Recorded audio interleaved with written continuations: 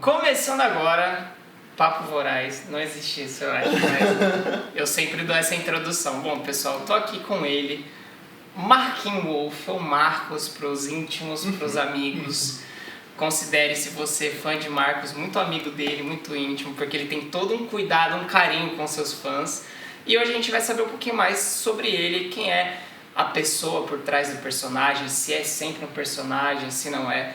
Então acho que vai ser bem interessante. Bom, primeira coisa, é Marcos mesmo? Qual a sua idade? Qual a sua origem? Onde você nasceu?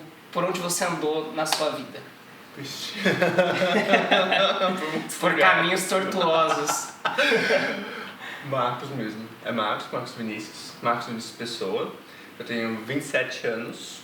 Eu nasci em Taquaritinga, interior de São Paulo. Taquaritinga. É próximo a Ribeirão Preto, assim, bem interiorzinho de São Paulo mesmo.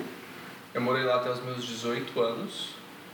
Depois passei Ribeirão, aí fui para São Paulo. São Paulo eu já tinha uns 20 e pouquinhos anos, mas a maior parte da minha vida foi no interior de São Paulo. É muito louco a gente pensar nisso, né? Porque o interior, ele te dá uma perspectiva de vida totalmente diferente que uma cidade grande. Como é que foi você se ver de repente em São Paulo? Você já estava trabalhando com esse tipo de conteúdo? Não? Como é que foi? Foi horrível. Não é a primeira pessoa que me fala isso. Nossa, eu acho não, tenho certeza, foi traumático. Assim, traumático, uma forma de dizer que foi intensa essa mudança. Uhum. Porque eu fui criado no interior, até os 18 anos eu estava lá, e tem uma discrepância muito grande entre a perspectiva de vida do interior e o que acontece nos grandes centros. São Paulo especialmente. Eu sinto o Rio de Janeiro e São Paulo bem diferentes, assim, bastante diferentes. Bem diferentes. Não é pouca coisa, assim, são em muitas camadas, é uma diferença muito grande. Mas quando eu fui para São Paulo a primeira vez, para conhecer assim mesmo, passear um pouquinho e voltar, eu já estranhei. Eu tinha 21 anos, eu acho, mais ou menos. E eu, mesmo novo no interior, eu tinha já dentro de mim essa vontade de desbravar mais, né? Minha mãe fala isso, que eu sou muito... Eu não consigo ficar preso em um lugarzinho, eu vou me movimentando Sim. até eu fazer as coisas acontecerem. Eu sempre tive muitos sonhos, então você precisa se movimentar para isso. Quando eu conheci São Paulo, não foi gravando conteúdo. Eu fui para passear numa ocasião, era um Halloween, nós fomos para uma festa com alguns amigos para conhecer. Fiquei 2 dias, voltei para casa, não gostei naquela ocasião. Nesse período eu morava em Ribeirão Preto e eu tenho um carinho muito grande por Ribeirão Preto. Assim, você vê que eu sempre comento sobre gostar muito da cidade, porque eu fui para lá para estudar quando eu tinha 18 anos e eu passei por muitos dos meus processos de sexualidade em Ribeirão Preto. Então, ali, porque no interior eu não explorava.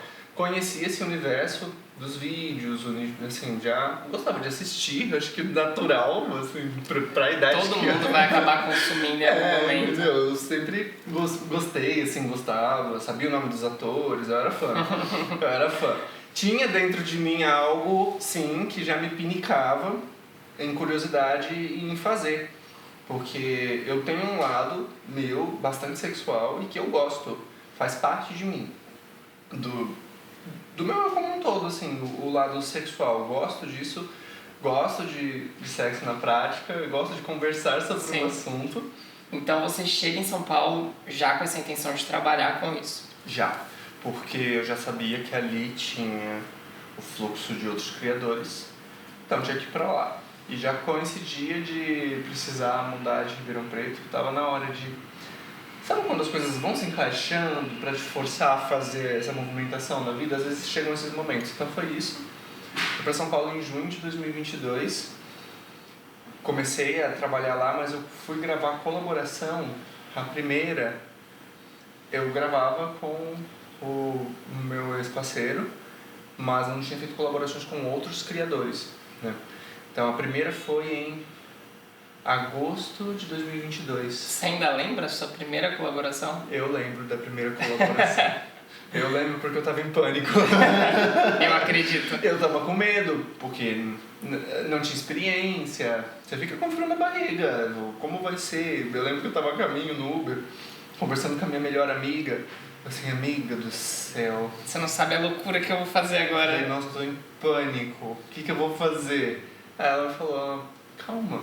No começo vai te assustar, mas depois vai ser como tomar um banho. E ela tava certa. Hoje é... E olha que são vários banhos. E olha que são vários banhos. São vários banhos. Então, foi em agosto e foi uma colaboração internacional. Deu certo, funcionou bem. E eu gravei uma segunda em setembro, que foi um grupo, foi um grupal. Mas acho que a gente tava em 6 meninos, 5, não lembro. Agora, puxando eu lembraria os nomes, mas assim, isso foi em setembro, comecinho de setembro, final de agosto, começo de setembro. Depois disso eu não gravei nesse próximo mês, fiquei só trabalhando com as lives, eu fazia bastante live em uma plataforma X. Mas em outubro de 2022 eu vim para o Rio de Janeiro a primeira vez. Aí foi quando uma chave virou. A coisa aconteceu. Na carreira. Foi quando eu vim pra cá a primeira vez, a convite do Ryan Chabas. Mas é engraçado, né? Porque então a tua carreira ela é bem recente, se a gente for parar pra pensar. Mas mesmo assim, você, claro, fruto de muito trabalho, você tem um nome já hoje consolidado, as pessoas conseguem entender quem é o Marking Wolf, né? Então eu queria que você me falasse um pouco como foi essa construção de personagem pra você. Né? Se é um personagem, se você consegue separar bem quem você é do seu momento na cena, como é que é a sua preparação para isso? Interessante, legal. É um personagem, é importante a gente frisar isso, porque para entender as camadas daquilo que a gente usa como ferramenta e daquilo que faz parte da gente como personalidade. Obviamente, mesmo sendo um personagem, tem tudo aquilo que se estende da gente. Eu acho que o Marking Wolf surgiu dentro de mim. Eu percebi a existência de... Falei, mas aqui não é bem o Marcos Vinícius, né? Tem algo aqui acontecendo, mas veio também com um empoderamento profissional. Eu senti ali que eu precisava de um personagem que me ajudasse a sustentar tudo que eu precisava sustentar. Não apenas sexualmente, isso é uma das partes do processo como um todo, de negócios e tudo mais. Mas durante essa construção, quando eu comecei a carreira lá atrás, e é tudo bem recente, né? A gente fala assim, e eu fiz uma pausa, viu? De uns Teve um hiato. Eu tive um hiato emocional aí, porque, né, enfim, pós algumas situações. Mas foi nesse ato que eu percebi que eu precisava dedicar tempo, e é bastante tempo, não é 1, 2 vezes. Eu falo isso para os criadores. Você precisa ter uma dedicação na internet intensa e da forma certa, porque também não adianta eu ir ali e ficar copiando trends para eu engajar no meu Reels e explodir em números que não iam trazer para o contexto que eu queria chegar de construção de marca. Eu acho isso legal, né, da gente conversar, porque tem muita gente que acha que é só uma reprodução, né? A gente vai reproduzindo o que os outros fazem. Só que você já parou para pensar como você transforma os seus números em dinheiro? Porque são coisas diferentes, né? Você quer o dinheiro ou a fama, ou você quer ter os dois. Só que você ser conhecido, ter números nas redes, não vão garantir que você tenha um bom rendimento a partir desses números, né? Então, como que você faz essa transformação? Que você joga essa questão financeira ali no jogo? Porque a gente tem que pagar a conta de algum jeito. Elas vêm todos dia 10. Todo dia 10. Tá chegando, inclusive. Socorro, Deus. Ajuda. Mas isso, saber que essas contas estão vindo também influencia bastante. Eu já tinha experiência com trabalho de marketing, gestão e desenvolvimento de marca, essas coisas. Então a minha cabeça já juntava um pouco com esse aspecto. Então eu comecei a flertar com esses assuntos. Já tinha tido experiência trabalhando com isso atrás, quando eu fui gestor de salão. E então eu tentei trazer isso pro meu negócio e entender também, naquele momento, se você é novo, aí você começa a ter um boom em um negócio assim, que você sabia que você ia ganhar. Quando eu criei, eu sabia que eu ia fazer um dinheirinho. Mas aí as coisas vão acontecendo, você vai sentindo... Começa a sair do controle. Aí forma, você fala, vixe, eita, o que tá pegando? Mas eu também dediquei muito tempo a fazer lives no TikTok. E inclusive tive que engolir muito sapo, viu? Foi muita humilhação, tá? Não vai achar que é assim, mil maravilhas não. Porque as pessoas me zoavam, as pessoas implicam. O projeto do YouTube mesmo é uma coisa que eu já venho testando lá de trás para preparar a marca para o que está vindo agora em 2025. Porque se a gente não testa os formatos, a gente não sabe como que o nosso público vai reagir a isso. O vídeo que vai funcionar melhor vender, como você se identifica. E eu acho que as lives tiveram um peso muito, muito grande, porque eu ficava assim 6, 7 horas fazendo live no TikTok, que foi nesse ato cansativo. Estudando também, lendo sobre redes sociais, estudando sobre esse negócio, pesquisando sobre a indústria pornográfica como um todo. Porque depois do final de 2022, depois que eu vim pro Rio, aí eu trabalhei outubro, novembro e dezembro. Tirou o atraso. Sabe, eu trabalhei assim, muito. Foi quando eu te conheci, mais ou menos nesse período, né? Eu lembro até hoje, o dia, a primeira vez. Nossa, eu lembro também. Se você tava nervoso na sua primeira, imagina eu na minha primeira. Em choque absoluto, primeira vez ali. Segunda vez no Rio de Janeiro, mas primeira vez junto com todas aquelas pessoas que eu sempre via nos vídeos que eu trabalhava. Tava ali meio que no Covil dos Leões, mas nossa, foi super bem recebido, foi ótimo. E desde então a gente consegue conversar, a gente tá sempre presente ali, sempre que possível. Mas foi um período de aprendizado, assim, extremo. Muito. E pra você, de muito trabalho. Muito trabalho, muito aprendizado. E eu acho que isso é muito importante para os criadores. Eu vejo uma leva de criadores enorme surgindo agora e a gente precisa dedicar esse tempo a trabalhar bem e trabalhar com pessoas que já sabem fazer isso bem e não misturar, assim, saber o que você filtra e ter paciência com o seu processo. Porque não adianta você seguir o caminho do fulano porque parece que essa é a solução. Você vai cavar uma própria cova para depois se lascar. Então, depois de dezembro de 2022, que foi quando eu me divorciei, isso para mim foi um impacto emocional muito forte.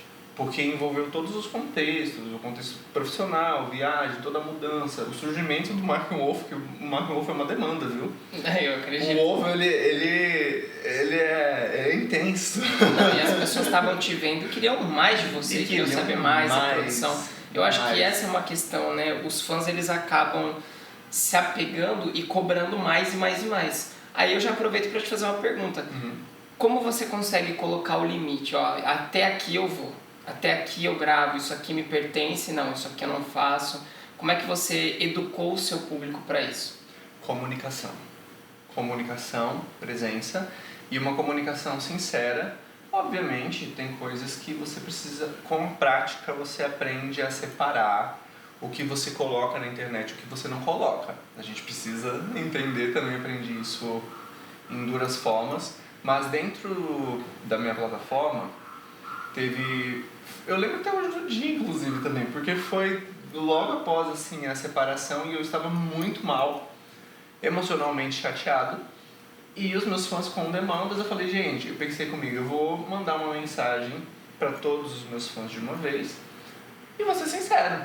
Ó, não tô legal. Tô triste por conta disso, mas obrigado pelo suporte de vocês, porque muita coisa já estava começando a se resolver na minha vida por conta do trabalho.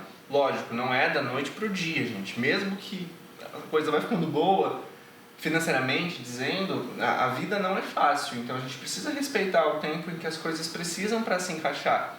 E eu mandei essa mensagem geral com uma foto minha deitado na cama. Lógico, a foto era um biscoitinho sensual, né? Você tem que ter. Sustenta, né, amor?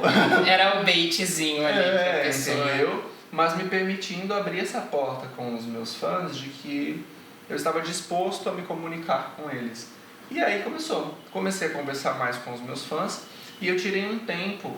Eu gravei um vídeo ou outro nesse ato maior que eu fiz, mas eu dediquei um tempo a apenas estudar, recuperar o meu emocional para poder entender como eu ia fazer o balanço entre o meu trabalho E o meu limite físico, espiritual, profissional para fazer tudo, Claro. e sempre sendo transparente com eles que iam conversando comigo.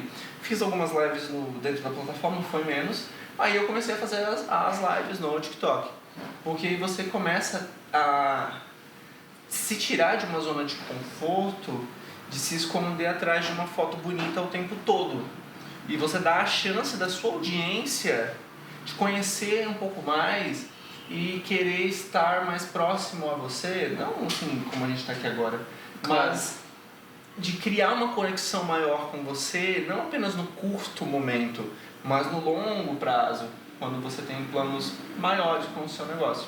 Eu acredito que talvez a maior dificuldade de quem não se comunica com os fãs é estabelecer essa linha, né, onde ele vai realizar que você é muito mais do que só um ator, que você não está disponível sempre para gravar vídeos, que você não está disponível sempre para respondê-lo.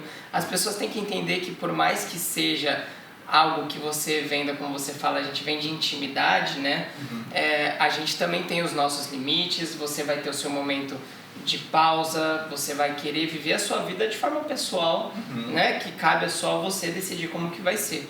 E já pegando esse gancho, eu queria saber como que é a sua vida fora das gravações. O que você gosta de fazer? Você pensa, bom, essa semana eu não tenho nada pra fazer. O que é uma rotina saudável pra você? Academia, você vê filmes, você vai à praia, o que você gosta? Amo, gosto. Eu gosto muito de malhar.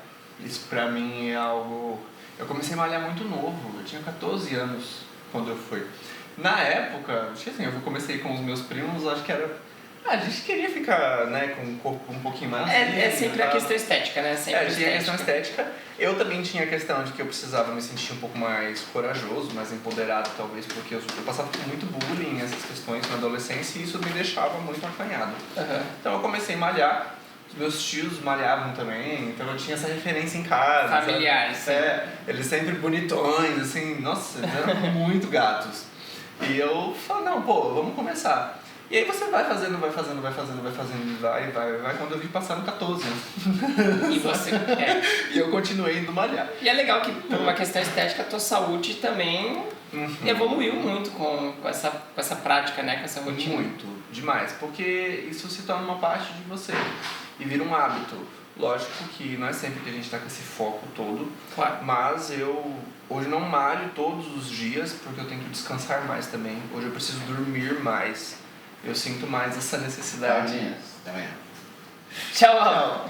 Falei de novo? Relaxa. Pô, vou mandar um memorando de desculpas. Valeu, Val. Até mais. Até.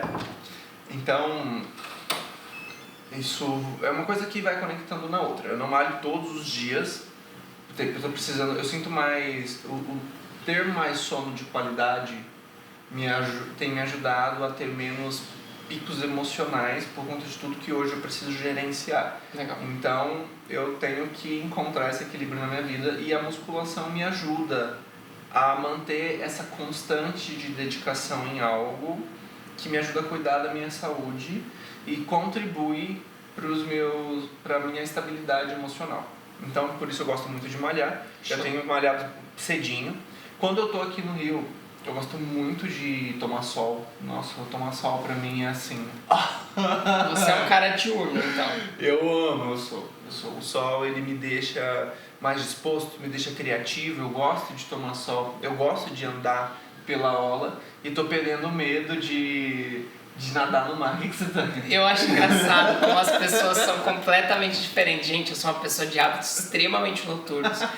Eu acordo e vou dormir, se eu puder eu não abro a cortina, eu fico numa penumbra, eu gosto de frio, de neve. Ai, socorro. Eu me sinto disposto em dias chuvosos. Se eu abro a janela e vejo que tá caindo um mundo de chuva, eu respiro e penso, que belo dia pra viver.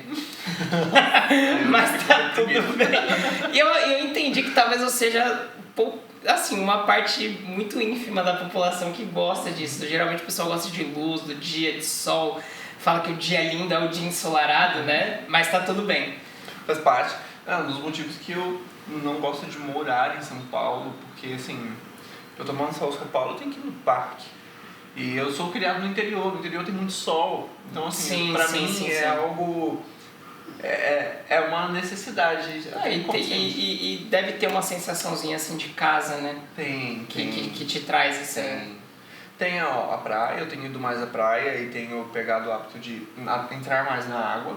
Porque eu sei nadar, mas antes eu ficava meio... não sei. Receoso.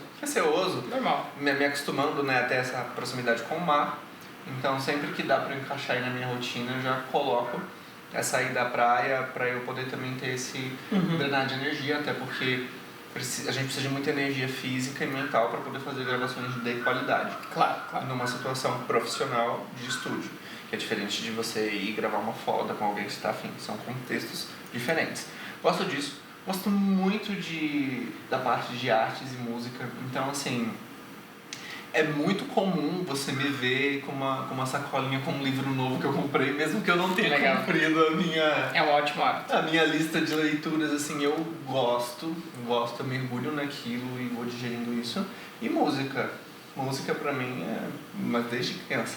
Essa é uma das coisas que eu ia perguntar pra você e que eu acho que o pessoal talvez não entenda, né? Eles veem o Martin Wolf como esse personagem que tem, obviamente, esse cunho, esse contexto sexual, mas também tem o seu lado que você compartilha muitas vezes, esse lado musical da coisa, né? A gente sabe que, bom, você já se apresentou, né, num piano show e tudo mais. Queria entender a importância da música na sua vida, mas mais do que só isso, né, que eu acredito que seja fundamental, mas os seus planos futuros com a música ou com as outras artes. Você pretende que a sua marca ela se expanda ou você pretende em algum momento parar com o seu trabalho no pornô e se dedicar só às outras artes? Legal pergunta. Gosto de perguntas assim. É diferente quando você vai fazer uma entrevista e o povo fica já tentando te trazer pro cunho sexual apenas, né? Nossa. Não, a gente vai além. Ó, a música, ela tem um significado pra mim muito intenso, porque eu acho que foi com ela que eu consegui fugir de muita repressão quando eu era pequeno e na adolescência. Então, assim, naquela época, que também não é tão distante, eu tenho 27 anos hoje, mas aconteceu muita coisa nesses últimos anos porque foi o boom da internet, esse boom de tecnologia. Mas quando eu comecei na música lá atrás, eu era um menino pobre, num contexto periférico, numa cidade do interior, que não tinha acesso a coisas que outros jovens teriam se tivessem um pouco mais de dinheiro. Então a única coisa que eu tinha, além de estudar e as minhas coisinhas, eu não tinha nada, tipo assim, era escola e mais nada. A música surgiu, a música surgiu. E eu podia ficar na escola de música estudando, então assim, a minha final de infância e adolescência foi me dedicando completamente à música. Completamente. Eu ia para a escola de manhã, ensino Fundamental 2, não, já era ensino médio, no Fundamental também, e à tarde eu já ia para a escola de música, que era uma escola gratuita, inclusive. Isso, acho que esses fatores são muito importantes de colocar. Meu primeiro contato com aula de música foram com esses projetos de, precisa colocar música nas escolas. Legal, fundamental. Projeto Guri, quando eu era criancinha, não, vai ter um projeto Guri lá na Vila São Sebastião, que é o bairro, que era periferia, é para as crianças pobres terem contato com a música. A música me possibilitou começar a ter mais voos na vida. E também foi um encontro, porque sabe essas coisas que as pessoas têm afinidades? Tem quem descobre um talento em X, tem quem descobre em Y. Eu não conseguia falar sobre as minhas questões, mas eu sempre consegui tocar. Então eu comecei a aprender música muito rápido. Eu fui para a escola de música, como eu ficava lá assim, pendurado naquilo, um curso que era para eu ter feito em 6 anos, eu fiz em 2. Você esmiuçou aquilo ali. Esmiucei aquilo, comecei a aprender um monte de coisa sozinho. E a parte de piano mesmo. No começo eu comecei, era teclado. O curso de teclado era um outro curso, diferente do curso de piano. E eu pegava as apostilas das minhas colegas de conservatório e falava, pô, me empresta aí, eu vou tirar um xerox. Às vezes nem tinha dinheiro para tirar o xerox da apostila, viu? Não dava, não tinha. Mas você precisava ver aquilo Mas eu ali. precisava. Aí assim, minha amiga tinha às vezes, minha mãe vem daqui uns 20 minutos. Aí eu pego com você em 20 minutos. Eu falei, tá bom. Ok, Tá eu ótimo. lá. Fazia. E ficava brincando no piano, e brincando muito no piano. Fiz muito. Aí comecei a fazer apresentações, tive banda quando adolescente, fui vocalista de umas 3, 4 bandas. Legal. Sim, a gente fazia show. Então, quando adolescente, a gente começou a fazer essas coisas de show, eu participava de concurso de banda, ia para cidadezinhas em volta fazer show. Só que eu não tinha cabeça de gestão de carreira. Não, claro. Sabe, assim, não... Era na inocência, mas já descobrindo ali a sua aptidão, né? Já, eu sabia que eu gostava muito daquilo e que eu queria sempre estar fazendo isso de alguma forma, mas eu não tinha essa aptidão profissional para transformar isso numa carreira. A música me colocou na universidade. Eu fui estudar música na USP em Ribeirão Preto. Me dediquei, fiz o vestibular, entrei, passei na FUVEST, entrei na USP em Ribeirão. Isso depois de já ter estudado muito, viu? Não foi só assim... Nossa, nossa, resolvi prestar e passei. Vou fazer música na USP. Não é assim. Você que não conhece, você que não é do Brasil, ou que não conhece a USP, o processo seletivo da USP é muito puxado. Muito puxado. Puxado demais, assim. Eu estudei muito. Então essas coisas vão se conectando porque eu sempre estava estudando. Então, fui um menino pobre, mas eu fui muito privilegiado no quesito estudo. Então, eu sempre estudei muito e estudei música desde muito cedo. Então, estudar música faz com que a sua cabeça também funcione de uma outra forma. Você, quando é artista, enxerga o mundo de uma outra forma. Fui estudar música, toquei conceito com orquestra sinfônica, fiz um monte de música de câmara. Nossa, toquei muito. Eu acredito. Muito. Se você tocou muito e não cansou, não enjoa, é porque você gosta realmente da coisa. Eu gosto demais. Fiz aula de canto, dei muitas aulas também, fiquei 10 anos dando aula. Que legal. E eu sou novo, então assim, eu dei minha primeira aula e tinha 11 anos de música. Eu já sabia o suficiente para poder ensinar outras pessoas. Já me pediam para ensinar. Então eu fiquei em sala de aula, trabalhando com adolescentes, crianças e também idosos, dependendo do projeto, assim, por anos na música. Só que nesse contexto de dar aula e presta um serviço aqui, não sei o que, não era o suficiente financeiramente. Claro.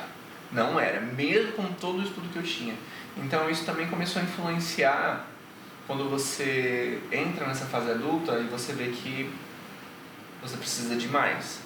Precisa de mais. Aí foi quando eu comecei realmente a estudar empreendedorismo, marketing e gestão.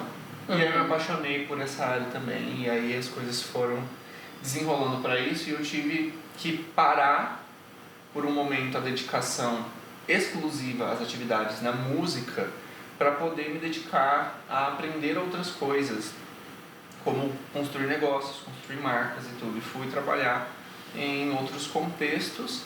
Mas a ideia do Only, por exemplo, já existia na minha cabeça desde a faculdade. Eu só ficava com um pouquinho de receio por conta do contexto, mas já é coisa velha. Eu gosto disso, porque na verdade todo mundo tem sonho, nem sempre a gente tem dinheiro para realizar esse sonho. Então a gente tem que inverter a coisa, né? Em vez de você fazer algo por amor, que no caso poderia ser a música, você inverte, você faz algo que te dá dinheiro para poder sustentar o seu sonho e as suas paixões. Exatamente, é exatamente isso. Então, trazendo contexto e respondendo a sua pergunta, eu não pretendo trocar uma coisa pela outra. Eu acho que elas se desenham em ambientes diferentes, mas que artisticamente a gente consegue conectar o discurso, por mais que isso gere divisões de opiniões. Mas assim, até aí, meu amor, vocês que lidem com as próprias questões, mas é isso que eu gosto na arte. Eu fiquei com um pouco de receio antes de fazer o primeiro Naked Piano Show, por exemplo, porque, nossa, como que o público vai reagir? E aí eu vi que realmente as pessoas tentam nos reduzir a uma aresta, especialmente quando você trabalha com sexo. Perfeito. As pessoas pensam que tá nessa circunstância porque foi a única coisa que deu, querem reduzir o assunto sexo a algo baixo ou foi o que te aconteceu. mas na verdade foi uma oportunidade que me surgiu. Não surge para todos, não funciona da mesma forma para todo mundo, e para mim aconteceu e trouxe a audiência, né? Foi trazendo a audiência. Então no começo eu fiquei com essa certa insegurança e eu mesmo deixei de lembrar de tudo que eu já tinha feito na música, que eu só não tinha postado. Nossa, e isso é extremamente importante, porque você acaba se auto-boicotando, né? Quando você trabalha principalmente com sexo, as pessoas te resumem a um trabalhador do sexo. Você pode ser só performer, você pode ser só criador de conteúdo, mas vão te resumir a garota de programa junto, porque parece que é uma coisa que está no mesmo balaio. E por ser resumido a isso por tanto tempo, você esquece as suas outras aptidões. Você esquece quem você é na sua vida pessoal, os seus amores por música, o que for. Então, essa é outra dica que eu deixo para vocês. Gente, entendam o criador de conteúdo como muito mais do que só o performer, né? A gente tem essa mania de um mundo binário, né? Tudo é sim ou não, ou é Deus ou o diabo, é esquerda ou direita. As pessoas são mais complexas que isso, né? Então, todo mundo tem uma série de camadas e essas camadas elas precisam ser não só aceitas, mas reconhecidas. Exatamente. E entender aquilo que a gente vai trazer para o mundo dos negócios. Eu tento tratar muitas coisas como negócios. Se isso me traz dinheiro, está relacionado aos meus negócios, às minhas parcerias, ao meu trabalho. E isso envolve também muitas outras conexões que às vezes as pessoas nem imaginam, porque pensa que, a clássica, né? Vou fazer isso porque eu tô cansado de trabalhar. Porque isso é fácil. Mal sabem quantos trabalhos. Nem começa. Chega com esse discurso, já esquece. Eu rio. Antes eu ficava bravo, mas hoje eu já nem me estresso mais, assim, só foi. Mas aconteceu uma coisa muito legal quando eu fui fazer o Naked Piano Show, que foi uma ideia para ver como o público reagia. O contexto de criação do Naked Piano Show, respondendo porque os meus fãs me cobram sobre mais Naked Piano Shows e eu parei de posicionar sobre isso, é porque assim, gente, do lado de cada telas e do palco envolve tanta coisa, envolve tantos relacionamentos que a gente precisa construir para que as coisas comecem a acontecer, e você tem que lidar com tantas situações que você precisa aprender a ser essa pessoa para sustentar isso.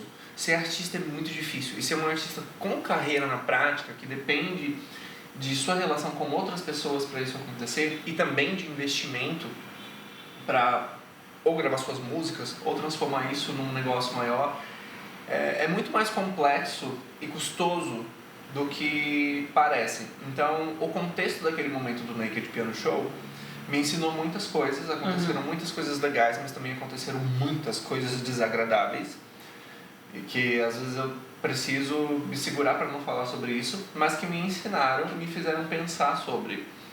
E aí, sim ou não? Vai querer fazer ou não vai? Vai querer tocar isso para frente ou não vai?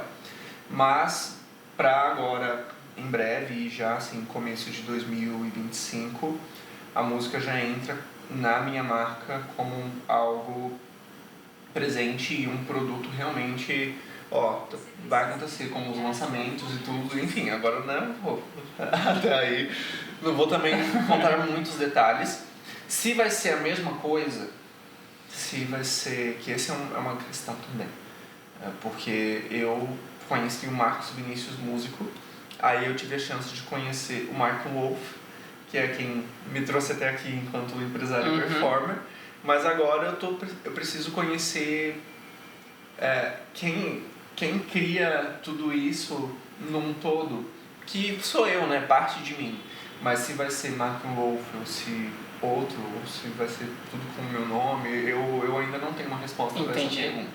Está acontecendo, vai acontecer, mais cedo do que vocês imaginam, mas eu não vou dar datas nem nada assim do tipo. Né? Prometer nada não. Para poder entregar tudo. Exatamente, a gente trabalha primeiro e aí depois a gente se solta, mas a gente tem trabalhado, né? A gente tem trabalhado junto, você viu como... Sim.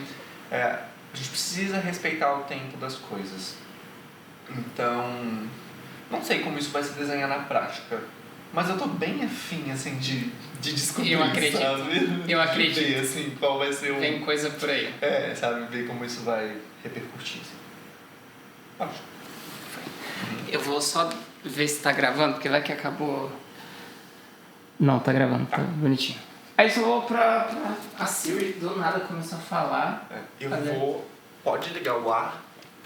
Cara, eu só ia finalizar por causa do som, que senão vai mudar. Tudo bem, tá ótimo. Ai, vamos lá. O que eu ia terminar perguntando?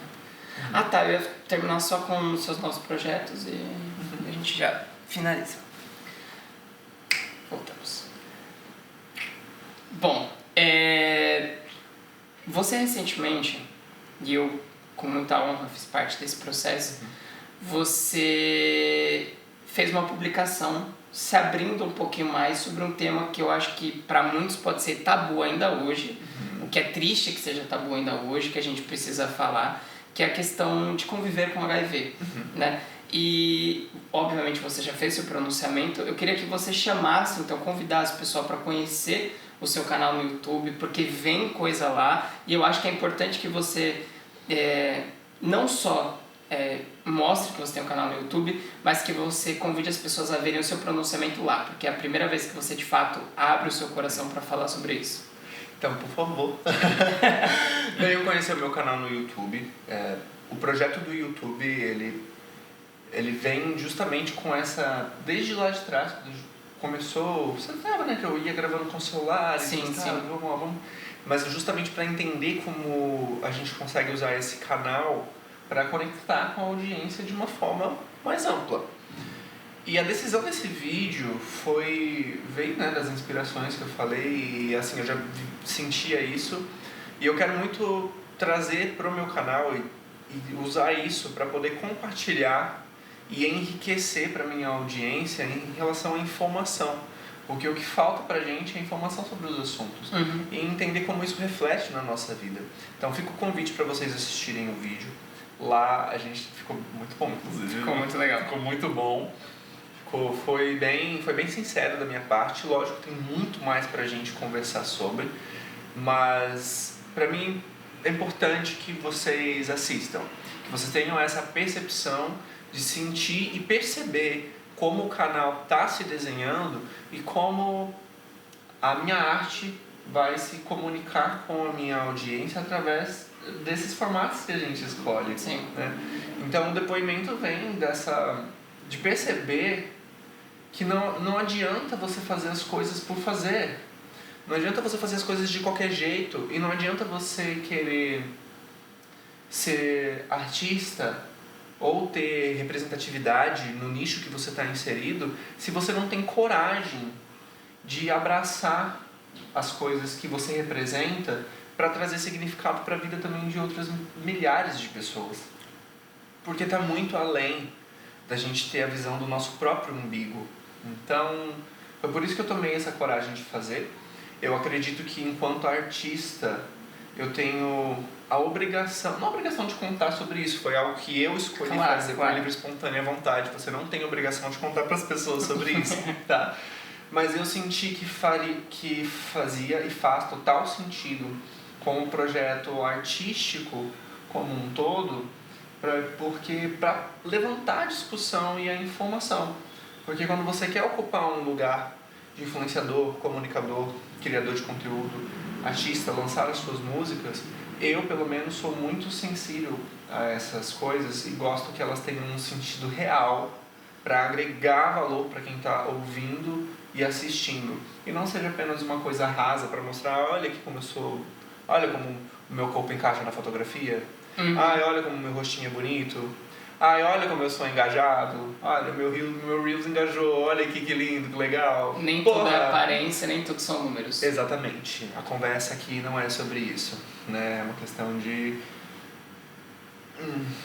Como dizer? É dar sentido, Dá de fato. sentido ao que você está fazendo. Sim. E não apenas deixar as coisas mais rasas, porque tudo tem um sentido mais profundo por trás das telinhas e do que às vezes fica perceptível no raso. Exato. É sobre.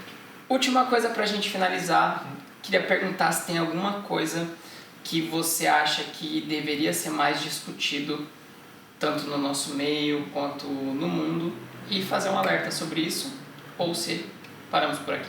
Violência. Violência é um tema realmente que precisa Violência, isso vai refletir demais no meu trabalho como artista, reflete já no meu trabalho enquanto performer e gerenciando esse negócio, né, no Mais 18.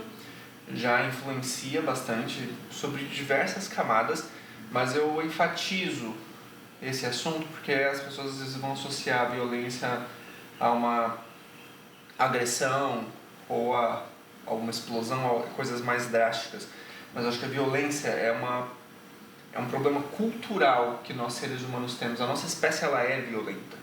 A gente tem isso. E isso se conecta através das gerações, passando de geração a geração, criando uma leva assim, de milhares de problemas que a gente precisa com urgência conversar, discutir, entender como ela se manifesta para que a gente consiga quebrar os ciclos. Porque é difícil, a gente não percebe, a gente vai vivendo no automático e não percebe o quanto isso reflete. Então esse tema, até porque esse tema estará implícito muito nos meus próximos trabalhos artísticos, porque isso também está completamente conectado a tudo que eu quero comunicar com a minha arte. Lembrando que violência não é só física, tá, gente? Violência verbal, violência psicológica. E todos nós sofremos. Às vezes a gente só não repara, mas a gente está sofrendo isso constantemente. A gente sofre e a gente também faz, viu? Perfeito. É muito importante reparar, porque a gente entra no piloto automático. E quando você vê, você está reproduzindo coisas que foram colocadas em você e que foram colocadas em outra pessoa. Como que a gente quebra esse ciclo? É difícil. Fica a reflexão para vocês. Marcos, obrigado. Eu que agradeço. Uma honra estar com você, conversar com você, se deixar a gente conversar horas. Aqui a gente fica.